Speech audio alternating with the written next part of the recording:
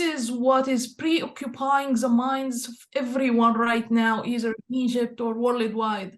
But specifically in Egypt, because this time, unlike before, the crisis is too complicated in many ways, because it's, in a sense, it's a compounding crisis. It's not new. It's not made by the COVID or by the Russia war, Russia-Ukraine war, but these events, these recent global events, enhanced a crisis that has been in place since the 1960s or even 1950s in Egypt.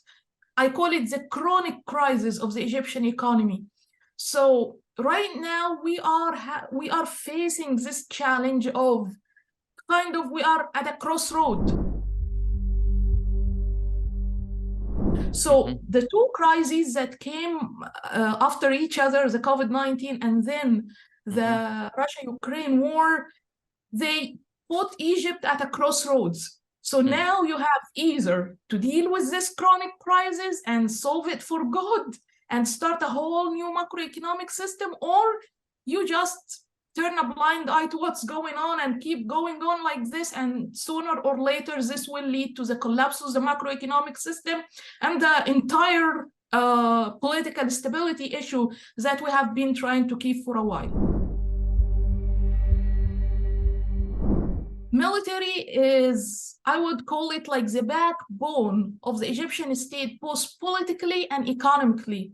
In other words, the civilian government here in Egypt cannot do without the military being involved as a safety net or a backer, I would say, in both politics and economy. Of course, like from a democratic point of view, this is completely wrong and should it change one day if we really want Egypt to become a democratic country. But the issue is, are we ready for this now? Unfortunately, no. The economic reforms that the IMF, the International Monetary Fund, is currently requesting are very tough on the Egyptian market, and I mean like the merchants and the manufacturers and so, as much as they are very heavy on the Egyptian people. And the only entity in the country that have an autonomous economic system of its own that is not affected by what's happening in the market is the military. And they have enterprises that can fill the gap between what the government, the civilian government can offer and what the people need. Of course, this question came to the minds of many observers and analysts of, okay, will the Egyptians go out again against Al-Sisi to protest his policies? Actually, I'm talking to you, I'm inside Cairo right now, and from what I'm seeing is that people are, throughout the past 10 years, we have gone through a lot, including political transitions and lack of security and stability at certain times, and now with the economic crisis. So I think the people are very much in a case of fatigue that may not prepare them to take such an action.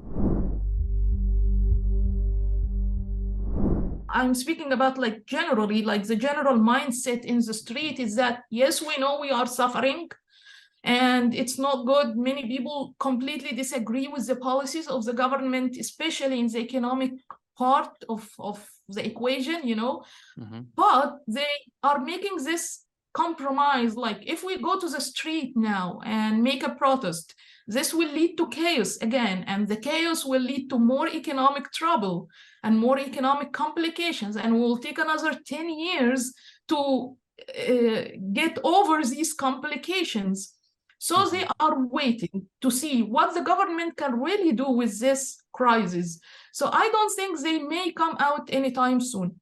Also, if you look, who does, if we look at least in the past protests that happened over the past 10 years since the Arab Spring up till now, who makes protests in Egypt? It's not the poor. It is always the middle class. The middle class, the educated, the employees, the bureaucrats, you know, are the ones who come out to the streets and make real protests that make real change. You know, like if you speak to me now, the middle class is very depressed in many ways. One of them, of course, is economic, as we are speaking about the economic part here. But also another part is political, because like we had like these high hopes about a more democratic country, a more freedom, more human rights, or better performance by the government on human rights, and so. And unfortunately, until today, we are still struggling with the same issues we have been struggling with 10 years ago regarding freedom of speech, human rights, democratization. And even when, like, you know, changes happen and things like open up a little bit, they get closed again by economic crisis or security issues like fighting against terrorism.